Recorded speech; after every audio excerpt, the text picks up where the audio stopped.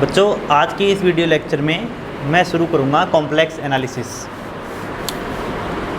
आप लोग complex analysis का मतलब है सम्मिश्र विश्लेषण।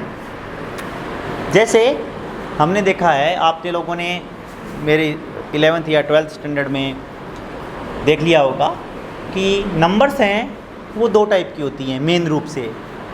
एक तो होती है रियल नंबर्स यानी वास्तविक संख्याएं। वास्तविक संख्याएं क्या हैं? जो वास्तव में कहीं ना कहीं एग्जिस्ट हो रही है हमारी रियल लाइफ के अंदर। जैसे फॉर एग्जांपल 1 किलो चीनी लाए, एक आधा किलो चीनी लाए 0.5। जैसे कहीं कोई दूरी मापते हैं तो वो दूरी 0.3 भी हो सकती है, 0.4 भी हो सकती है, 0.5 भी हो सकती है, कुछ भी हो सकती हैं। मतलब ये जो चीज़ें हैं वो वास्तव में कहीं ना कहीं एग्जिस्ट हो रही है हमारी लाइफ में। वो नंबर्स क्या कहलाते हैं? वास्तविक संख्याएं यानी रियल नंबर्स कहलाते हैं। उसके अलावा एक चीज़ सामने आई, जैसे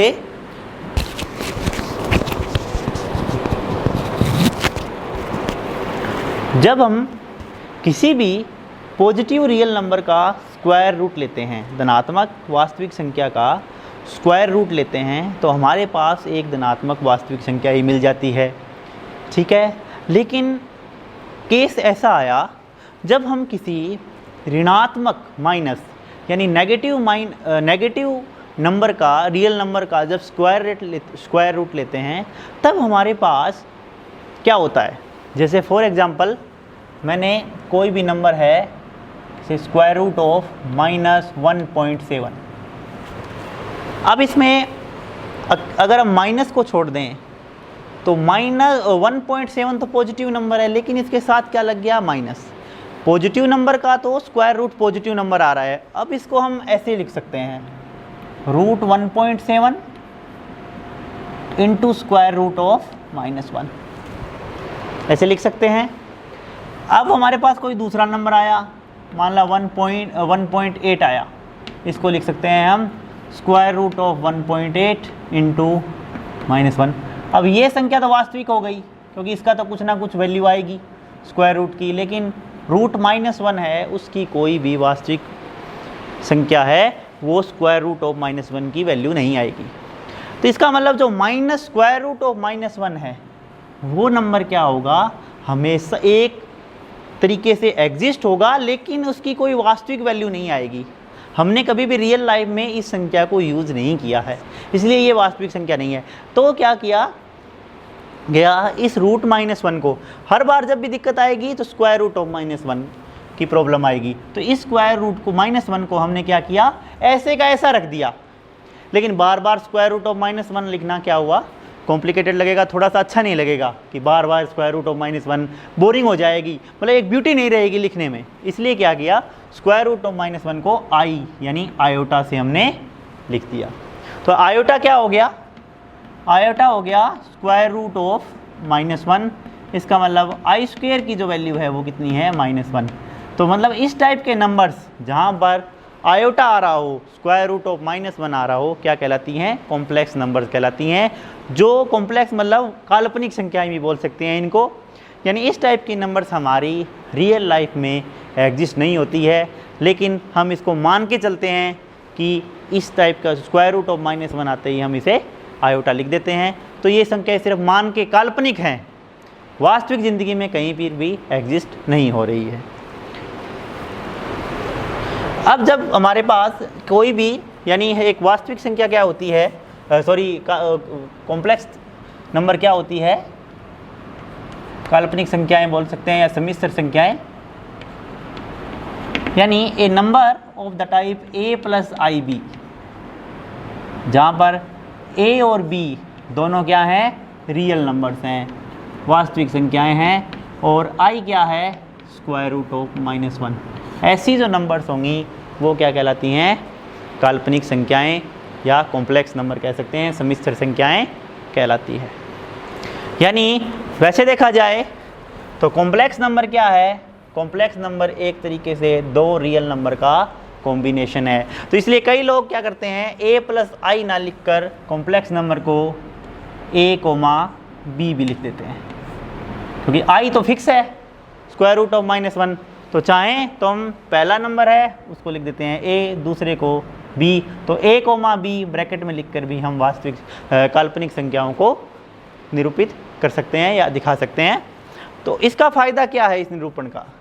इस निरूपण का फ़ायदा ये है कि हम अब कॉम्प्लेक्स नंबर को ग्राफिकली रिप्रेजेंट कर सकते हैं। ये जो पहला पार्ट है कॉम्प्लेक्स नंबर का, जैसे मान लो ये कॉम्प्लेक्स नंबर है x, तो पहला पार्ट कहलाता है real part of x is equal to a, और दूसरा कहलाता है imaginary part of x equal to यहाँ पर क्या है b है। अब इसका निरूपण देखा जाए तो हम इस तरीके से दिखा सकते हैं। ये हो गया रियल एक्सिस यानी वास्तविक एक्सिस है, और ये हो गया इमेजिनरी एक्सिस। तो इस साइड तो a बढ़ेगा, इस साइड b बढ़ेगा। तो जैसे यहाँ पर कोई वैल्यू है a, यहाँ पर है b, तो ये जो नंबर है वो एक्चुअली में क्या होगा a कोमा b।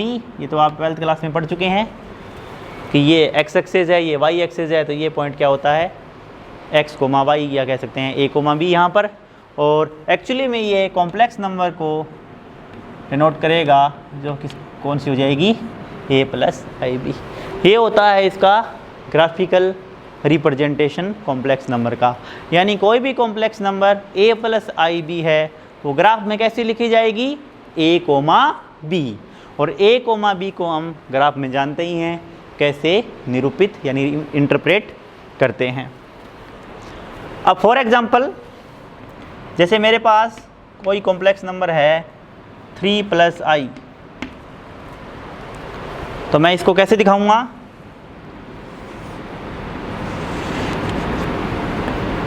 ये है रियल पार्ट और इसे लिख सकता हूँ 3 इंटू 1, ये हो गया कॉम्प्लेक्स पार्ट। तो रियल वैल्यू कितनी है इस कॉम्प्लेक्स नंबर की 3 प्लस आएगी 3, और इमेजिनरी वैल्यू कितनी है 1, जो आयोटा के साथ लगाए। आयोटा मत सोचना, जो आयोटा के साथ जो लगी हुई वैल्यू है यानी जो मल्टीप्लाई में आयोटा के साथ, वो क्या होती है इसकी कॉम्प्लेक्स वैल्यू होती है। तो इसकी रियल वैल्यू होगी 3 और कॉम्प्लेक्स वैल्यू हुई 1। तो इधर साइड में हम 1 2 3 जाएंगे, यहाँ 3, इसे लिख देते हैं हम दिस इज़ रियल एक्सिस, और इसे लिख देते हैं हम इमेजिनरी एक्सिस। तो ये नंबर 3 और इधर 1 2 3 2 3, तो ये नंबर क्या हो जाएगी 3 कोमा 1 कह सकते हैं, या 3 प्लस आई इंटू 1, या 3 प्लस आई कह सकते हैं। हम जाएं तो ये पॉइंट हमारे पास, इस तरीके से हम इसको निरूपित करते हैं। अब आपने देखा होगा जब हम निरूपण करते हैं तो यहाँ पर हमारे पास इस तरह की जो शेप बनती है वो एक रेक्टेंगुलर शेप बनती है, यानी एक आयत बनता है। जैसे यहाँ पर भी देखें तो एक आयत बनता है। तो ये जो कोऑर्डिनेट सिस्टम होता है वो क्या कहलाता है रेक्टेंगुलर कोऑर्डिनेट सिस्टम कहलाता है। कोऑर्डिनेट सिस्टम कई टाइप के होते हैं, रेक्टेंगुलर कोऑर्डिनेट सिस्टम ये हो गया। आगे दूसरे सिस्टम हम पढ़ेंगे, ये रेक्टेंगुलर कोऑर्डिनेट सिस्टम है, ठीक है। कई सिस्टम्स होते हैं इस टाइप के, स्पेरिकल हो गया, सिलेंड्रिकल हो गया, कई सारी चीज़ें होती है। पोलर हो गया, पोलर वैसे फॉर्म होती है, आगे हम पढ़ेंगे। अब क्या होता है, 2-3 चीज़ें आती है हमारे पास। मान लो हमारे पास कोई भी कॉम्प्लेक्स नंबर है a प्लस आई बी, ठीक है। मान लो ये कोई कॉम्प्लेक्स नंबर है a प्लस आई बी, तो a प्लस आई बी जो कॉम्प्लेक्स नंबर है वो हमारे पास ये हो गई। अब इस कॉम्प्लेक्स नंबर को हम क्या करेंगे, इस बिंदु से मिलाएंगे। ये बिंदु क्या कहलाता है ओरिजिन, या कह सकते हैं मूल बिंदु, इससे मिला देंगे हम। अब मिलाने के बाद जब हम कोई भी पॉइंट, देखो चारों तरफ कॉम्प्लेक्स नंबर इस तरीके से आएगी, ओरिजिन के चारों तरफ ही रहेगी। कोई भी कॉम्प्लेक्स नंबर होगी, सारी कॉम्प्लेक्स नंबर क्या है इस जीरो के चारों तरफ घूमती जाएंगी। तो क्या होगा, कोई भी कॉम्प्लेक्स नंबर से, और ये 0,0 है, इससे हम लाइन मिला सकते हैं, ठीक है। अब ये जो लाइन होगी वो बिल्कुल एक स्ट्रेट लाइन है और इसकी एक डिस्टेंस भी होगी। वो डिस्टेंस, जैसे यहाँ पर हमारे पास a प्लस आई बी को लिख दिया मैंने z, complex number a plus I B को क्या लिख दिया मैंने z। तो ये जो डिस्टेंस है वो क्या कहलाती है, इसे लिखते हैं मोड z से, वो क्या कहलाती है modulus of z, modulus of complex number z। अब ये जो रियल एक्सिस है हमारे पास, पॉजिटिव रियल एक्सिस है, ये हो गया पॉजिटिव रियल एक्सिस, धनात्मक वास्तविक एक्सिस हो गया, और ये हो गया ऋणात्मक वास्तविक एक्सिस। तो ये जो धनात्मक वास्तविक एक्सिस है उसे हर ये जो लाइन है किसी भी कॉम्प्लेक्स नंबर को ओरिजिन से मिलाने वाली लाइन है, वो कोई ना कोई एंगल बनाएगी। इस एंगल को लिख देता हूँ मैं थीटा, और यहाँ जो एंगल है थीटा वो क्या कहलाता है, argument of complex number Z. Modulus को हिंदी में बोलते हैं मापांक, यानी मापांक, जेड का मापांक। और ये क्या कहलाता है, आर्ग्यूमेंट हिंदी में क्या बोलते हैं, कोणांक, यानी जेड का कोणांक। दो चीज़ें मिली हमारे पास कॉम्प्लेक्स नंबर में, एक तो मिली क्या मिली, एक तो मिलेगी मॉडुलस ऑफ जेड यानी मापांक जेड का, और दूसरा कोणांक यानी आर्ग्यूमेंट ऑफ जेड। तो इस मोड जेड को कभी कभी क्या लिख देते हैं, आर भी लिख देते हैं। ये जो डिस्टेंस है इसकी वैल्यू हमेशा क्या होती है, पॉजिटिव होती है, क्योंकि दूरी कभी भी नेगेटिव नहीं हो सकती। ठीक है, अब इनकी जो वैल्यू देखें हम, तो आप लोग 12th क्लास में पढ़ ही चुके होंगे, 11th या 12th में, कि जो मॉडुलस जेड है वो उसकी वैल्यू क्या होती है, square root of A square plus B square. क्यों, क्योंकि ये वैल्यू कितनी है, ए, और ये वैल्यू कितनी है, बी। तो ये क्या बन गया, एक ट्राइंगल बन गया। तो ये डिस्टेंस कितनी होगी, square root of A square plus B square, और टेन थीटा क्या हो जाएगा इस ट्राइंगल में, थीटा ये एंगल है, क्या होगा, बी अपॉन ए, इसका मतलब तो थीटा की वैल्यू कैसे निकलेगी, tan inverse B upon A. इसका मतलब किसी भी complex number a plus I B के लिए हम दोनों वैल्यूज़ निकाल सकते हैं। मॉडुलस जो r है वो तो क्या हो जाएगा, square root of A square plus B square, यानी real z square plus imaginary z square, और थीटा क्या हो जाएगा, कोणांक tan inverse b upon a. अब ये जो थीटा की वैल्यू आई है वो क्या होगा, अब आप जब देखते हैं, जब ये चार आर्ग्यूमेंट हमारे चार क्वाड्रेंट हमारे पास बनते हैं, जिन्हें चतुर्थांश बोलते हैं हम हिंदी में। तो यहाँ पर क्या होता है, यहाँ पर x, ये रियल एक्सेस और इमेजिनरी एक्सेस दोनों पॉजिटिव होते हैं। इसे आप मान लो x एक्सेस, ये y एक्सेस, तो यहाँ दोनों पॉजिटिव होते हैं। यहाँ x नेगेटिव होता है, यानी रियल की वैल्यू, रियल जो वैल्यूज़ हैं वो तो नेगेटिव होती हैं और इमेजिनरी पॉजिटिव होती हैं। यहाँ दोनों नेगेटिव होती हैं, और यहाँ ये पॉजिटिव होती हैं और ये नेगेटिव होती हैं। तो अब हम जो थीटा की वैल्यूज़ हैं, तो यहाँ पर हमें चेक करना पड़ेगा कि थीटा है वो यहाँ पर है या यहाँ पर है या यहाँ पर है या यहाँ पर है। तो वो वैल्यू हमें a और b की वैल्यू देखकर पता लगेगा। अगर b और a दोनों नेगेटिव है तब तो थीटा यहाँ आएगा, अगर a और b दोनों पॉजिटिव हैं तब यहाँ आएगा, अगर a नेगेटिव है b पॉजिटिव है तो कहाँ आएगा, यहाँ आएगा। अगर a पॉजिटिव और b नेगेटिव है तो यहाँ आएगा, क्योंकि यहाँ पर b नेगेटिव है, a पॉजिटिव है। इस हिसाब से हम थीटा की वैल्यू निकालते हैं। जब हमने किसी भी कॉम्प्लेक्स नंबर r और थीटा दोनों की वैल्यू निकाल दी, तो हम कॉम्प्लेक्स नंबर को इस फॉर्म में भी लिख सकते हैं, z equal to r cos theta plus i sine theta. और ये फॉर्म कौन सी कहलाती है, this is called polar form of z, ध्रुवीय रूप, polar form of complex number z, यानी ये कहलाता है z का ध्रुवीय रूप। क्या कहलाता है, z का ध्रुवीय रूप। ठीक है, ये z का ध्रुवीय रूप कहलाता है। तो इस टाइप से हम किसी भी कॉम्प्लेक्स नंबर का ध्रुवीय रूप ज्ञात कर सकते हैं। ये आपने ये चीज़ें 11th और 12th में पढ़ रखी होगी। मैंने इस चीज़ को एक बार रिवाइज करवा दिया है ताकि आप लोगों को समझ में आ जाए कि कॉम्प्लेक्स नंबर का ध्रुवीय रूप क्या है, कॉम्प्लेक्स नंबर क्या होती हैं, कॉम्प्लेक्स नंबर को कैसे रिप्रेजेंट करते हैं कॉम्प्लेक्स नंबर को। ये चीज़ें आप लोगों को ध्यान में आ जाएंगी। ठीक है, अब इसके बेस पर हम कुछ एग्जांपल्स देखते हैं।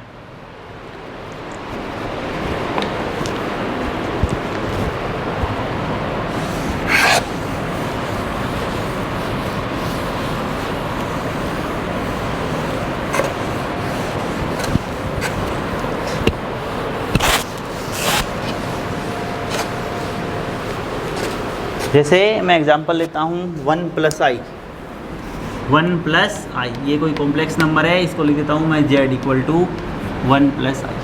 हमें इसका क्या निकालना है, पोलर फॉर्म हमें इसकी निकालनी है। तो हमारे पास a क्या हो गया, यहाँ पर a की वैल्यू हो गई 1 और b की वैल्यू भी हो गई 1, ठीक है। आयोटा के साथ लगी है वो b की वैल्यू है, a की वैल्यू 1 और b की वैल्यू भी 1। तो मैंने बताया था मोड z इसे बोलते हैं हम r, कितना आता है √a² + b² equal to √1² + 1² equal to √2। तो r की वैल्यू कितनी आ गई, √2। मतलब कहने का मतलब ये हो गया कि जब आप ग्राफिकली देखोगे तो ये हमारे पास हो गया रियल एक्सेस और ये हमारे पास हो गया इमेजिनरी एक्सेस। तो यहाँ पर नंबर आ जाएगा हमारे पास 1,1। तो यहाँ से इसको जब मिलाएंगे तो हमारे पास ये जो डिस्टेंस है वो कितनी आएगी, √2 आएगी। बिल्कुल √2 होती है क्योंकि यहाँ से डिस्टेंस 1, यहाँ से 1, तो ये कितनी आएगी √1² + 1² यानी √2। बिल्कुल ये क्या होता है, मॉडुलस या मापांक, ठीक है।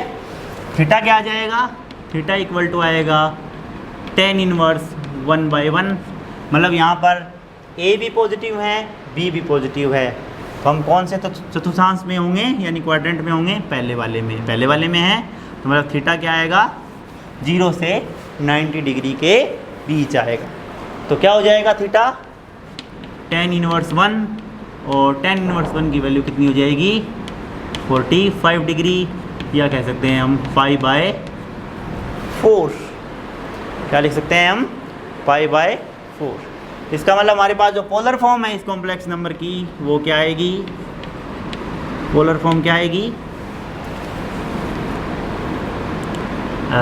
z = r cos θ + i sin θ, जो कितना आ जाएगा √2 cos π/4 + i sin π/4। अब एक चीज़ का ध्यान रखेंगे हम, अब आपको इसको आगे सॉल्व नहीं करना है, क्योंकि आगे सॉल्व कर दोगे तो ये चीज़ यही बन जाएगी वापस, a + i भी 1 + i। कई लोग ये सोचते हैं बच्चे कि सर इसको आगे भी तो सॉल्व करना पड़ेगा, इस एक्सप्रेशन का मतलब क्या हुआ। अरे इस एक्सप्रेशन का ही मतलब पोलर फॉर्म है, मतलब इस एक्सप्रेशन के हमें 1 + i की दो चीज़ें दिखा दी है। क्या क्या, एक तो इसका मापांक यानी मॉडुलस ऑफ z यानी मॉडुलस ऑफ 1 + i, और दूसरा क्या दिखाया है कि ये जो रियल एक्सिस है, पॉजिटिव रियल एक्सिस है, उसके साथ ये एंगल क्या बना रहा है। इसी का मतलब पोलर फॉर्म है। पोलर फॉर्म को लिखने का मतलब ये है कि कोई भी कॉम्प्लेक्स नंबर का हमें डायरेक्ट दिख जाएगा कि उसका मॉडुलस क्या है यानी उसका मापांक क्या है, और उसका आर्ग्यूमेंट यानी उसका गुणांक क्या है, कितना वो एंगल पॉजिटिव रियल एक्सिस के साथ बनाती है। यही मतलब होता है पोलर फॉर्म का। इसलिए कोई भी कॉम्प्लेक्स नंबर को पोलर फॉर्म में लिखा जा सकता है। उसके अब हम नेक्स्ट कोई और एग्जांपल्स भी देखेंगे कि कैसे हम कॉम्प्लेक्स नंबर को पोलर फॉर्म में चेंज कर सकते हैं। Thank you.